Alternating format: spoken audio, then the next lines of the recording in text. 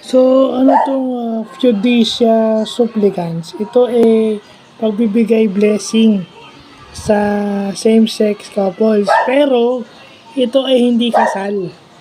Okay? Iba yung blessings na ito yung tinatawag nilang various blessings. Kumbaga, nagbibigay ng blessings yung pare na dahil gusto ng same yung couple na yon na lumapit sa Diyos, humingi ng basbas ng Panginoong Diyos, hindi sila para ikasal, kundi pagpalain yung kanilang pagsasama at yung kanilang pagkatao. Iba kasi yun pag sinabi mong blessings ng kasal. Sa Catholic Church, remains firm na babae at lalaki lang yung pwedeng ikasal. At yun lang yung pwedeng magkaroon ng pamilya hanggat maaari. Diba? So yun, hindi ibig sabihin na binigyan ngayon ng baspas, hindi ibig sabihin na kasal yun.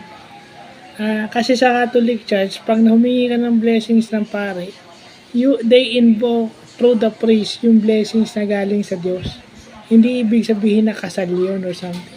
So, yun yung dapat nating maintindihan. Well, ito yung mga bagay sa Catholic Church na dapat nating maintindihan. At as Catholics, ordinary Catholics, dapat nating maintindihan yung ibig sabihin nun. So, yun lang po.